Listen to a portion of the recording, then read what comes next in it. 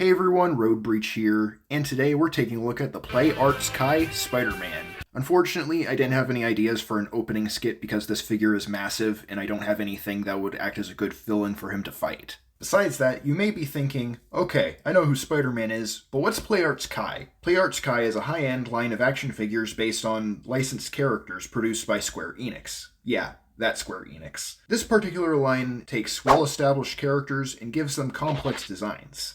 Now, I understand that sounds like what Hollywood usually does these days, but there's a distinctive style with these figures in particular. But before we take a look at the figure, let's take a look at the box. The box looks great. Whoever drew this picture is clearly a talented artist. I also appreciate the silver text on the front. The left side is a continuation of the front panel, while the right side just has the figure title in the dead center. As for the back of the box, we just get some obligatory product shots with a bunch of information about the figure on the bottom, in Japanese. The front panel is actually a magnetized flap that opens up to display the figure, and the inside of this flap has some information about the character, along with a quote. Alright, onto the figure. The detail on the figure is through the roof. Spider-Man's design is iconic, but very simple, so obviously people would want to experiment with ways of making it more complex.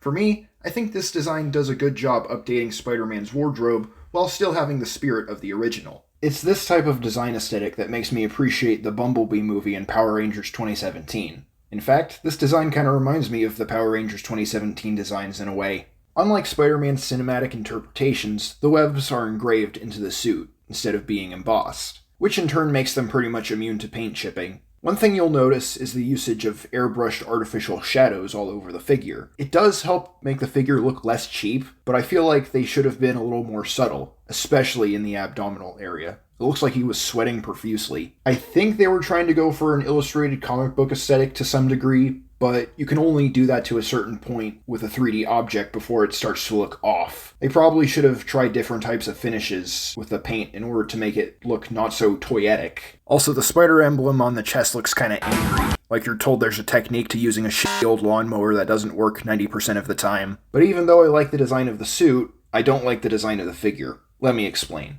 The chest has an inner structure, and the chest plate, outer chest, this part is made of a softer plastic. There's a discussion to be had about usage of this material in action figures, but we don't have to have it here. But in this case, in this instance, I hate how it makes the figure feel. When posing the figure, this flap will get in the way, and you can't spread his legs too far lest they pop out if you pose them like this. You have to rotate his legs forward and then spread them. Many of my other toys don't have these issues, so what gives? When it comes to accessories, there's a decent amount. For optional hands, you get open hands, fists, grabbing hands, whipping hands, and web shooting hands. And what would a high-end Spider-Man figure be without some webs, which you can plug into the web shooting hands? And some of the webbing will plug together so you can create a really long web. Although to be honest, I'm not too crazy about the paint job on these things. They're made of clear plastic and painted over with white and blue.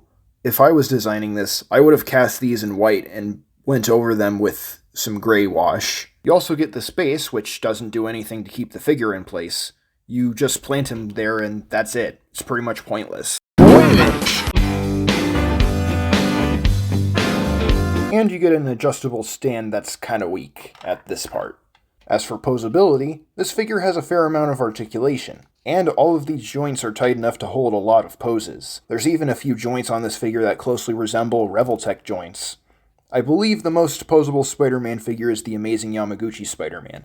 This figure isn't on that level, but this figure still has a good amount of posability, so you can pull off some neat poses with this figure.